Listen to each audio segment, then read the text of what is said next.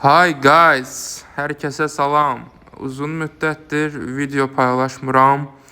Ümidvaram mənim üçün darıxmısınız. Paylaşdığım videolar üçün darıxmısınız. Gözünüz yollardadır düşünürəm. Və beləliklə sizə yeni video təqdim edirəm.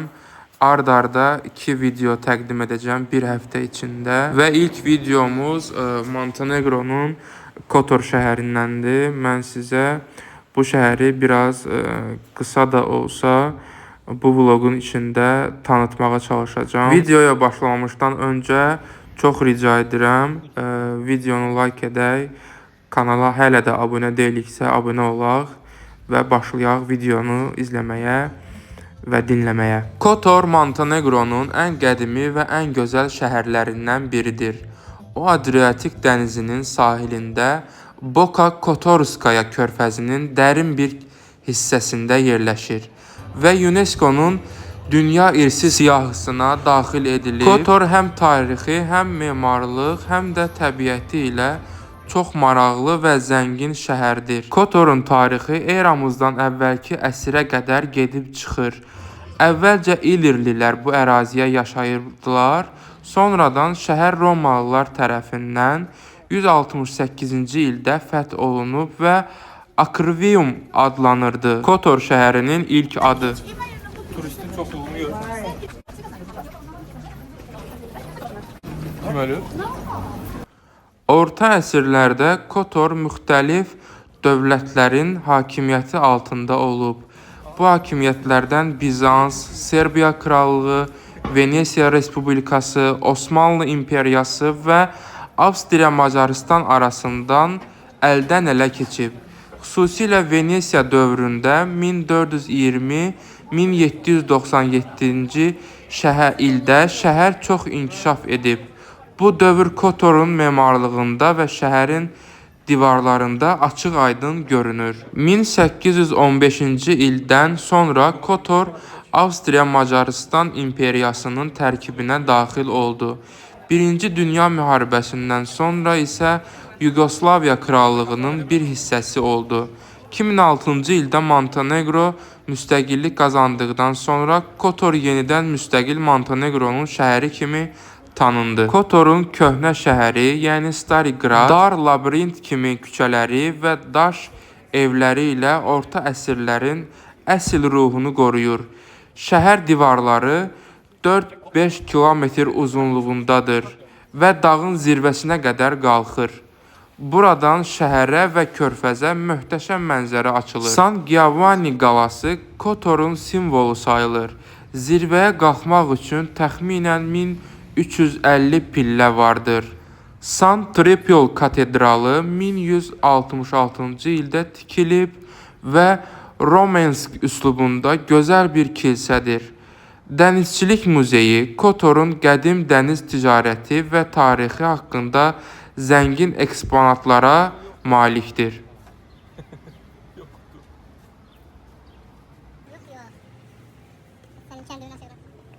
Bugün Kotor Montenegronun ən məşhur turistik şəhərlərindən biridir. Burada həm tarix, həm təbiət, həm də romantik dəniz mənzərəsi bir aradadır. Bura yay aylarında çoxlu turistlər gəlir, xüsusilə qruz gəmiləri Kotor limanında dayanır.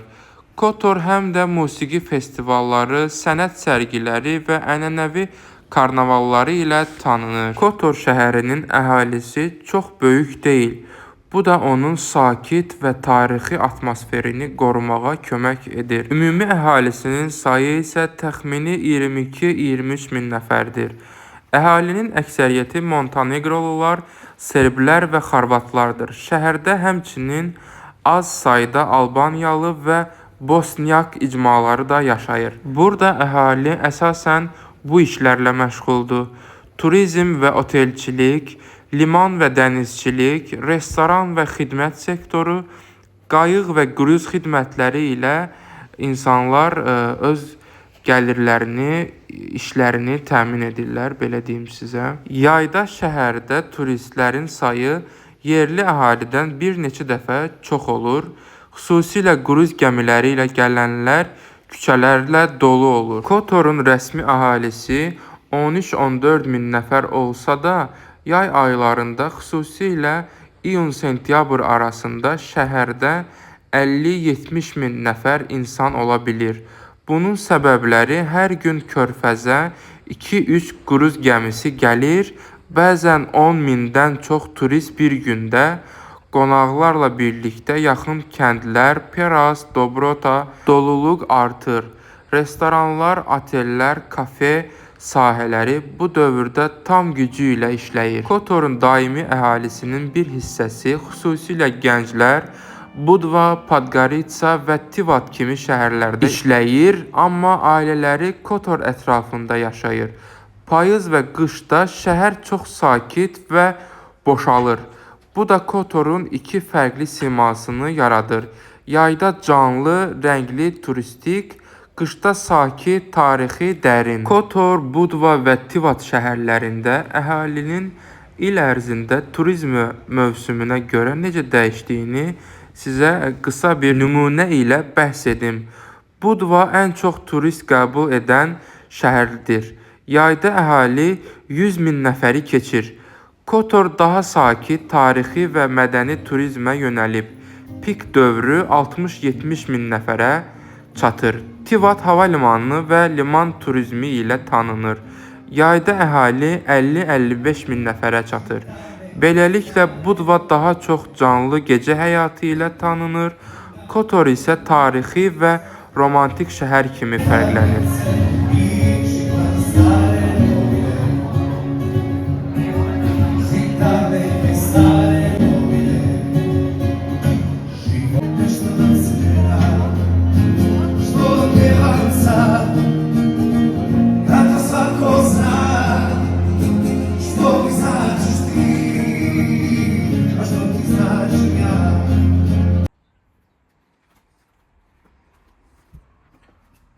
Bu ümumi koridordu.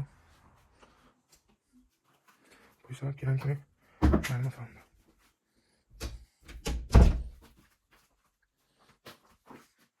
Burada mən. Burada balaca bir otaq. Pəncərədən mənzərəmiz bu. 2 kravat, şkaf, burada şkaf. Otaq bundan ibarətdir, xarazenik. Bir hamam tuvalet çox sadə. Bəhs etdiyim bu 3 populyar şəhəri gəlin sizin üçün qısa ortalama bir nəticə olaraq çıxardım. Kotor tarix, sakitlik və təbiət axtaranlar üçün ən münasib, qiymətli və sakit variantdır. Budva əyləncə, musiqi və aktiv həyat sevənlər üçün orta qiymət, amma daha səs-küylü, aktiv həyatdır. Tivat sakit, bahalı və dəniz mənzərəli, rahat istirahət üçün daha bahalı və lüks həyat tərzidir. Kotor, Budva və Tivat bir-birinə çox yaxın olsalar da, bir-birindən cəmi 20-30 dəqiqəlik məsafədə xaraktercə tam fərqli dünyalardır. Kotor orta əsr abu-havalı, daş küçələr, qədim divarlar və kilsələr, ətrafı dağlar və dənizlə əhatəlidir. Sanki sakit liman şəhəri kimi görünür. Axşamlar sakit, turistlər daha çox gəzintiyə və şəkil çəkməyə gəlirlər. Kotorun digər şəhərlərdən fərqi mədəni və tarixi dəyərləri qoruyub saxlayır. Partilər və səs-küy yoxdur. Gəzintilər, dəniz mənzərəsi və qədim atmosfer üçün idealdır. Budva isə əyləncə və canlı həyatı, təbiət və ruhu Montenegronun turizm paytaxtı kimi sayılır. Uzun çimərliklər, barlar, klublar, konsertlər və yay festivalları ilə tanınır. Gündüz dəniz, gecə isə musiqi, əyləncə dolu olur. Budvanın fərqi enerji və ritm doludur. Gənclər və turistlər üçün daha cazibədardır. Qiymətlər biraz bahadır, amma həyat daha aktivdir. Tivat isə lüks və rahatdır. Müasir, təmiz və elit şəhərdir. Burada Porto Montenegro adlı böyük yaxta limanı vardır. Bahalı restoranlar, otellər, brendlər, Gucci, Rolex və sair kimi brendlər də mövcuddur. Şəhər yeni tikililərlə doludur. Sanki köhnə Avropa ilə müasir Avropa birləşib. Tivatın fərqi daha sakit, amma bahalı. Qonaqların çoxu Avropa ölkələrindən gələn varlı turistlərdir. Dəniz kənarında gəzmək və rahat istirahət üçün ideal bir şəhərdir Tivat. İndi isə bu qalxdığımız teleferik haqqında sizə biraz məlumat vermək istəyirəm. Bu görüntülərdə gördüyünüz. Buranın adı isə Kotorda Kabelkar adlanır. Buranın açılma tarixi 2023-cü ilin yayında. Bura Kotor yaxınlığındakı Dub limanından başlayır və Lovken Milli Parkına qədər uzanır. Buranın uzunluğu təxmini 3,9 kilometr sayılır. Yolun təxmini müddəti isə 11 dəqiqə. Hündürlük fərqi isə dəniz səviyyəsindən 1300 metrə qədər qalxır. Aşağıda Boka Kotorska körfəzi görünür. Dəniz, dağlar və Kotor şəhəri birlikdə inanılmaz mənzərə yaradır. Çıxdıq bir yola gedirik. Görək nə olursa. Yuxarıda Lovken dağı və Milli Parkı yerləşir. Təbiət çox gözəldir. Orada bütün Montenegroya baxmaq olur.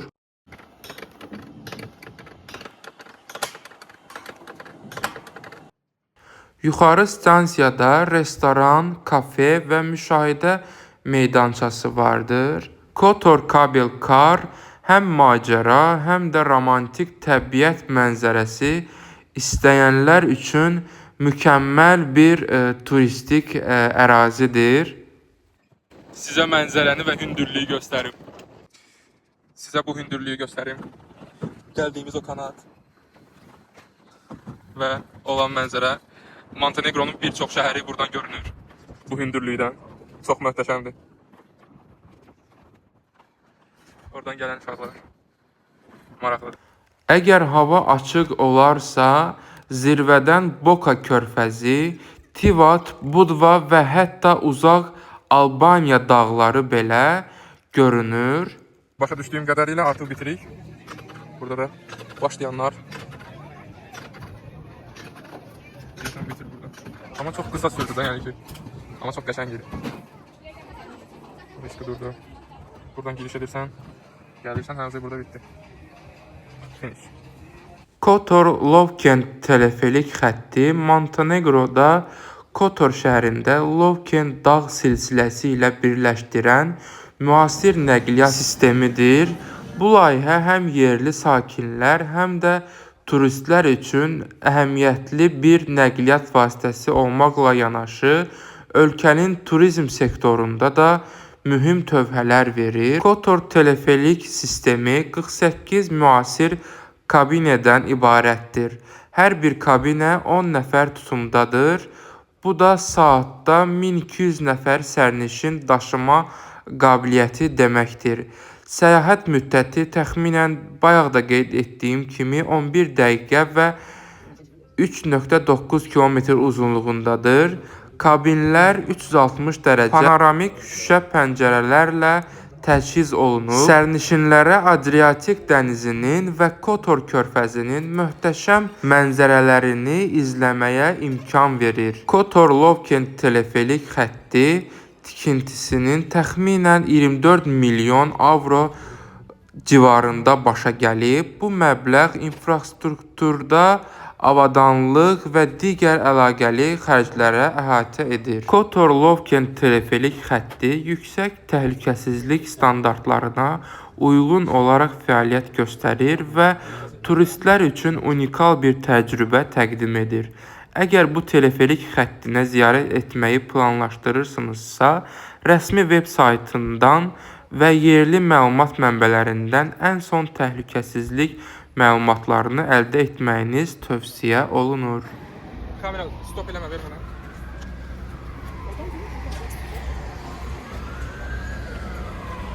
İndi isə istəyirəm sizə Kotorun Dobrota qəsəbəsi haqqında biraz qısa məlumat verim. Dobrota Montenegronun Kotor körfəzinə bölgəsində yerləşən kiçik, amma çox gözəl bir sahil qəsəbəsidir. Kotor şəhərindən təxminən 5 kilometr şimalda yerləşir və Adriatik dənizinin sahilində yerləşdiyi üçün həm tarixi, həm də turistik baxımından maraqlıdır. Dobrota orta əsrlərə aid tarixi evləri və kilsələri ilə məşhurdur. Burada köhnə əsrlərə aid çoxsaylı daş evlər vardır. Qəsəbə qədim dövrlərdə dəniz ticarəti ilə də məşhurdur. Dobrota sakitliyi və sahil mənzərələri ilə tanınır. Turistlər burada dəniz kənarında istirahət edə, restoranlarda yerli dəniz məhsullarını dada bilərlər. Sahil boyunca gəzinti yolları vardır. Qəsəbənin sahili çox səliqəlidir və kiçik marinaları mövcuddur. Yelkənli gəmilər və kiçik qayıqlar üçün əlverişli bir qəsəbədir. Burada yay isti və quru, qış isə yumşaq və mülayim keçir. Dobrota əhalisi əsasən balıqçılıq və turizm ilə məşğuldur. Son illərdə qəsəbədə kiçik otellər və villa layihələri də inkişaf edib. Qəsəbə sakit və ailəvi turizm üçün idealdır. Həm də Kotor şəhərinə yaxınlığı səbəbindən orada yaşayanlar üçün günlük iş və əyləncə imkanları da təqdim edir. 2023-cü il məlumatına görə Dobrotonun əhalisi təxminən 7345 nəfərdir. Bu Kotor bələdiyyəsinin ən sıx məskunlaşmış ərazilərindən biridir və Kotor şəhəri ilə yaxın əlaqədədir. İndi isə görüntülərdə gördüyünüz Peras şəhəri haqqında sizə xırda kiçik məlumat vermək istəyirəm. Peras Montenegronun Kotor körfəzi ilə bölgəsində yerləşən kiçik tarixi bir sahil şəhəridir. Kotor şəhərindən təxminən 12 km şimalda yerləşir və Adriatik dənizinə baxan möhtəşəm mənzərəsi ilə məşhurdur. Peras şəhəri 16-18-ci əsrlərdə dəniz ticarəti ilə də mühüm rol oynamışdır. Şəhərdə çoxsaylı barok üslubunda kilsələr və saraylar da var. Xüsusilə Nikola və Georgiya kilsələri turistlərin diqqətini çəkir. Perasın sahilində iki məşhur ada görünür. Qaya adası, süni ada köhnə əsrlərdə balıqçılar tərəfindən yaradılıb, kilsə turistlər üçün açıqdır. İkinci ada isə müqəddəs Georgi adasıdır. Tarixi manastır və qəbirstanlıqlar mövcuddur. Peras kiçik şəhər olduğundan əhalisi təxminən 350-400 nəfərdir. Şəhər əsasən turizm, balıqçılıq və kiçik sənaye ilə məşğuldur. Peras şəhəri həm də qədim Montenegro dənizçiləri şəhəri kimi də tanınır. Sahil boyunca tarixi evlər, muzeylər və kiçik kafe, restoranlar yerləşir. Xüsusi maraq doğuran fəaliyyətləri isə qayıqla adalara səyahət, dalış və tarixi ekskursiyalarıdır. Perasın ərazisində insanlar antik dövrdən yaşamışdır. Ərazidəki arxeoloji tapıntılar göstərir ki, Romalılar dövründə burada kiçik yaşayış məntəqələri mövcud olub. Venesiya imperiyası dövrü 1420-ci ildən 1797-ci ilə qədər Peras Venesiya imperiyası tərkibində olub. Bu dövr şəhərin inkişaf üçün ən məhsuldar dövrdür. Borak üslubunda kilsələr, saraylar və şəhər evləri inşa edilib. Peras dəniz ticarətində və gəmi başçılığında önəmli mərkəz olmuşdur. Montenegro və Adriatik dənizində nüfuz qazanmışdır. Napolyon və Avstriya dövrləri 1797-ci ildən sonra Venesiya imperiyasının dağıdılması ilə Peras Avstriya imperiyasının təsiri altına keçmiş. Bu dövrdə şəhər əvvəlki ticarəti gücünü itirməyə başlamış, lakin tarixi memarlığını qorumuşdur. Müasir dövrdə isə Peras Montenegro və sonradan Yugoslaviya tərkibində qalmış. Bugün Peras kiçik, lakin turizm baxımından çox önəmli şəhərdir. UNESCO-nun təsiri altında Kotor körfəzi regionunun mədəni irsində bir hissəsidir. Və bu məlumatların ardınca istəyirəm sizə Montenegroda məşhur yeməklər haqqında, ümumi ölkədə sevilən yeməklər, ərzaqlar haqqında məlumat verim. Montenegro mətbəxi həm yerli ənənələr, həm də Adriatik dənizinin təsiri ilə zəngindir. Burada daha çox dəniz məhsulları, ət yeməkləri, təzə tərəvəzlər və yerli pendirlər sevilir. Balıq, xüsusilə qril edilmiş levrek, dorado və skrumbiya balıqları, kalimar risotto, karadis və digər dəniz məhsulları müxtəlif makaron və salatlarda istifadə olunur. Ən məşhurları isə Niguski prosciutto, Montenegronun məşhur qurudulmuş donuz əti, cevapi, kiçik ət rulonları, çörək və soğan ilə yeyilir. Qoyun və dana yeməkləri otlar və şərabla bişirilir, xüsusilə dağ bölgələrində sevilir. Montenegroda yeməklər adətən sadə, amma təzə və dadlı olur. Sahil bölgələrində dəniz məhsulları, dağ bölgələrində isə ət yeməkləri daha populyardır. Montenegro kiçik ölkə olmasına baxmayaraq tarixi, mədəniyyəti və təbiəti ilə çox maraqlıdır. Əhalisi təxminən 620 min nəfərdir, amma etnik və dini baxımından çox rəngarəngdir. Montenegronun turistlər çox vaxt bilmədiyi ən qeyri-adi, sirli faktlarını sizə biraz onlardan bəhs etmək istəyirəm.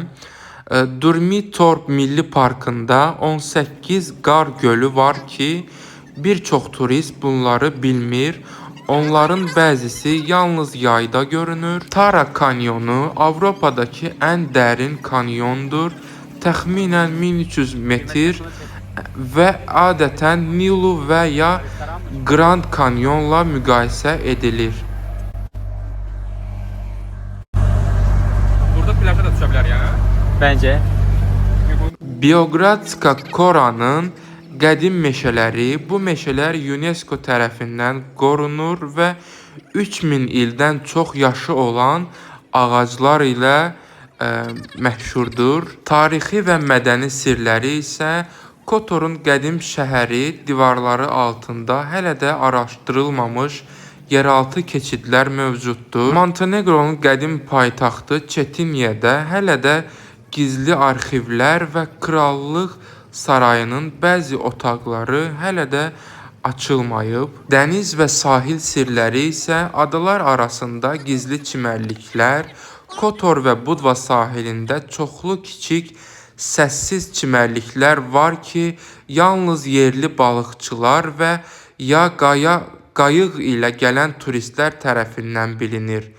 Lovken dağından görünməyən körfəz, Lovken zirvəsində Kotor körfəzi əksər hissəsini görmək olur, amma bəzi kiçik ada və qəsəbələr yalnız dəniz səviyyəsindən görünür. Əyləncəli və maraqlı faktları: Kotor teleferik gecə görünüşü, bəzən teleferikdə gecə səfəri təşkil olunur və şəhər işıqları ilə körfəz panoraması möhtəşəm görünür.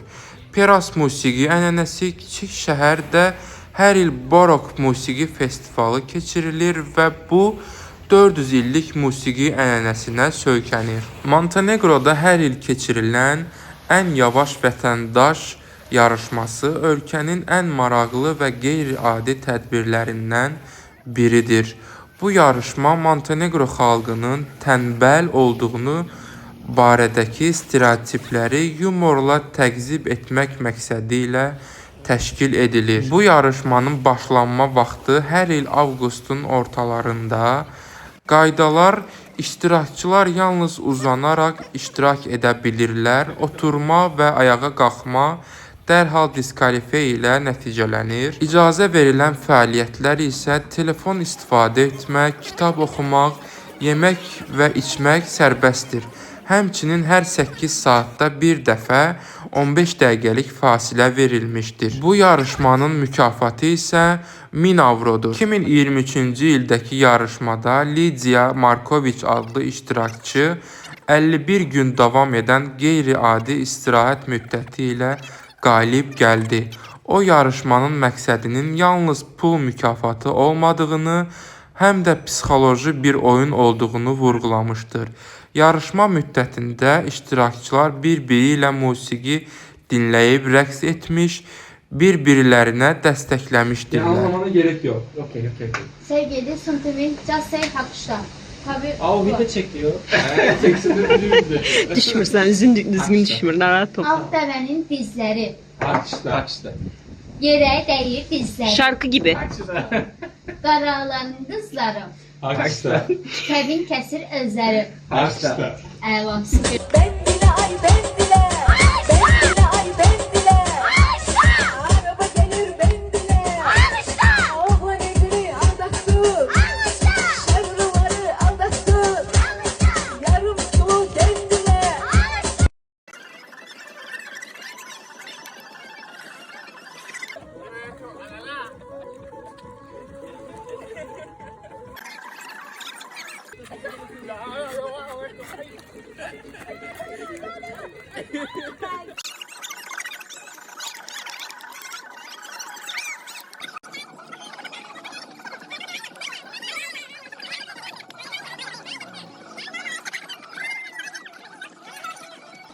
Videoda arada gördüyünüz əyləncəli anlar isə bizim istirahət vaxtlarımızda bir-birimizlə, öz kollektivimiz ilə, iş yoldaşlarımız təbii ki, onlarla birlikdə keçirdiyimiz zamandır. Çocuklar.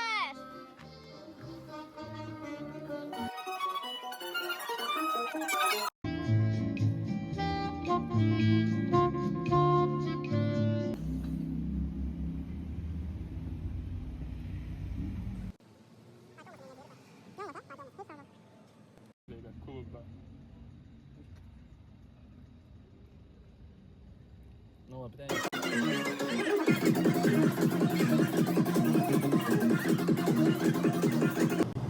Və əyləncəmizdən sonra mən iş yerimi dəyişdiyim üçün sənədlərə görə ölkədən giriş-çıxış etməliyəm və buna görə mən Bosniyanın Trevnya şəhərinə gəlmişəm və geri qayıdacağam 1-2 saat qaldıqdan sonra.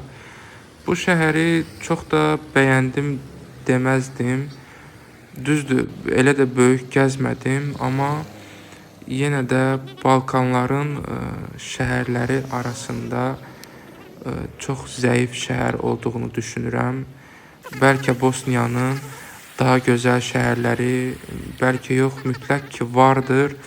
Amma mən sadəcə gəzdiyim bu şəhəri çox da bəyəndim deyə bilmirəm. Çünki çox sıxıcı, çox köhnə bir şəhər kimi gəlir mənə bu şəhər.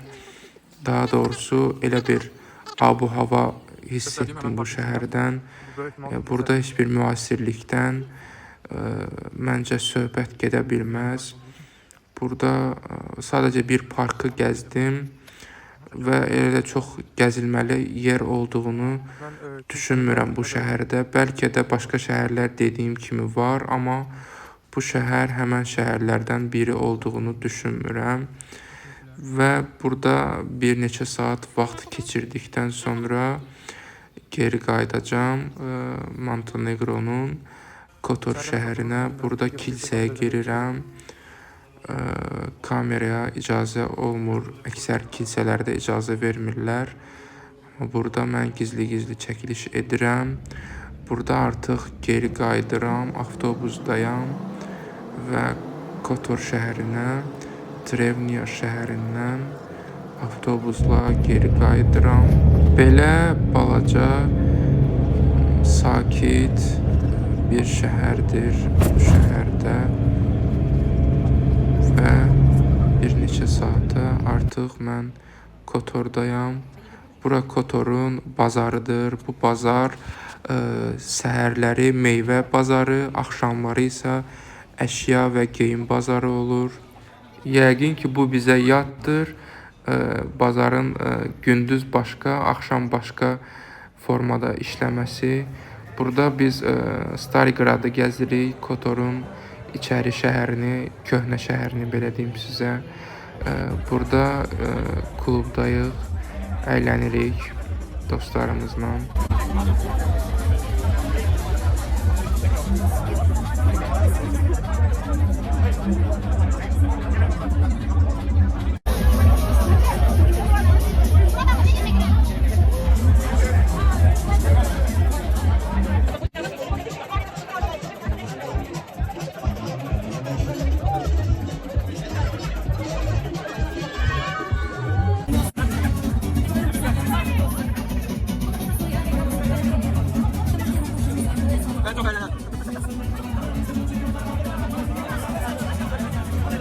Klubla yanaşı, həmçinin də bizim istirahət etdiyimiz əyləncələrdən biri dənizə uşaqlarla kollektiv formada dəniz kənarında istirahət, bu formada dənizə atlanmaq, əyləncəli vaxt keçirmək, çay içmək dəniz kənarında.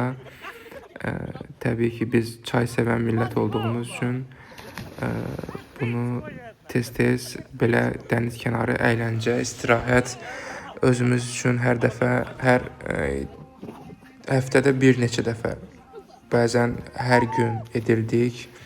Həmən günlərdən biridir bu da. Belə dəniz kənarında əylənirik, dənizə atlanmaqla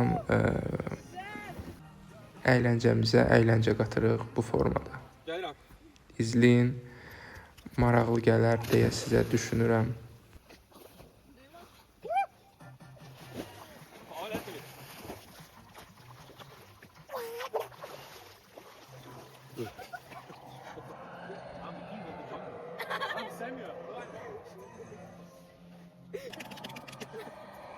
Mən buradan bəzən gəlinə öz ürək sözlərimi demək istəyirəm.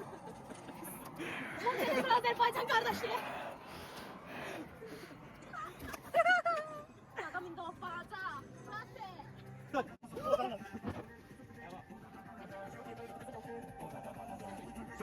Bir burger.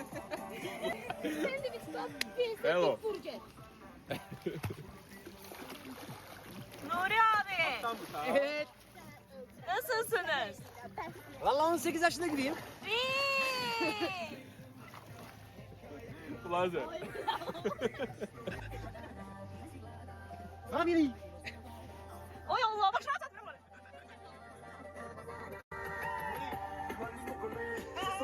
Hoppa.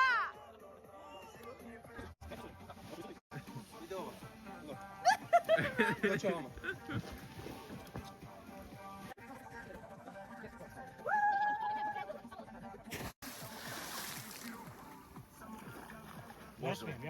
Во, что? Если это...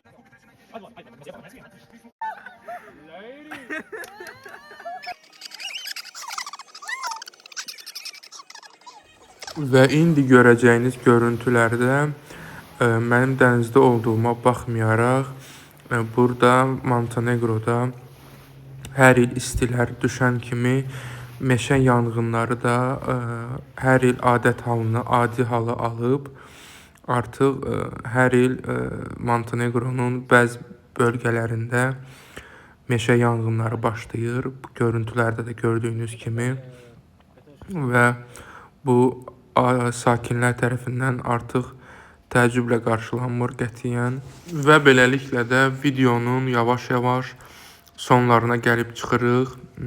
Bunu qeyd etmək istəyirəm ki, əgər videonu bura kimi izləmisənsə, kommentariya bölümünə 2 sarı ürək qoymağını rica edirəm və təşəkkür edirəm və bir mövzuya qısa bir formada toxunmaq istəyirəm.